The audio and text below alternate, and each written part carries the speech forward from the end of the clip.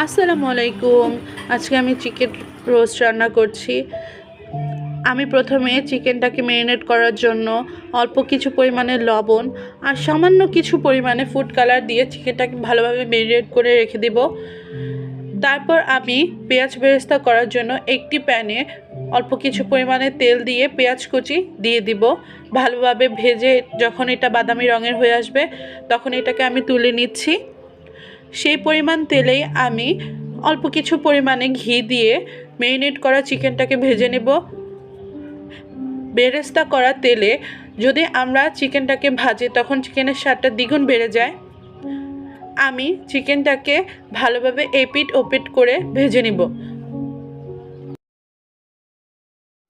ভেজে নেওয়ার পরে আমি চিকেনটাকে তুলে নিচ্ছি।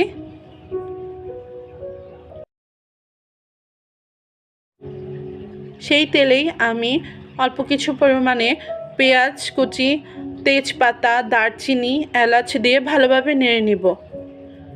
যখন পেঁয়াজটা বাদামি রঙের হয়ে আসবে তখন এতে আমি পেঁয়াজ বাটা, আদা রসুন বাটা দিয়ে ভালোভাবে নেড়ে নিব। পেঁয়াজ আর আদা রসুন বাটা যখন কাঁচা গন্ধটা চলে যাবে তখন এতে আমি অল্প কিছু পরিমাণে জিরা বাটা, ধনে বাটা দেব।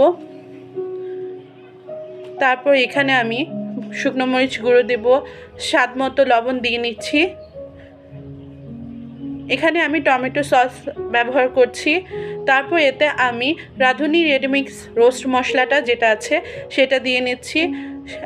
রোস্টের স্বাদকে দ্বিগুণ করার জন্য এতে আমি বাদাম বাটা, টক দই ব্যবহার করছি। তারপর আমি মশলাটাকে ভালোভাবে কষে নেব।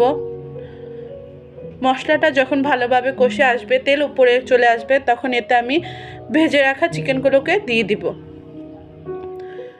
তারপর ভালোভাবে নেড়ে চেড়ে এটাকে আমি অল্প কিছু পরিমাণ পানি দিয়ে রান্না করে নেব। যখন ঝোলটা শুকিয়ে আসবে তখন এতে আমি কিছু পরিমাণে গুঁড়ো দুধ দিব। গুঁড়ো দুধ দিলে এই চিকেন রোস্টের স্বাদটা দ্বিগুণ বেড়ে যায়। তারপর এতে আমি একে একে ঘি, পেঁয়াজ বেরেস্তা দিয়ে রান্না করে নেব। ব্যাস তৈরি আমার ঝটপট চিকেন রোস্ট।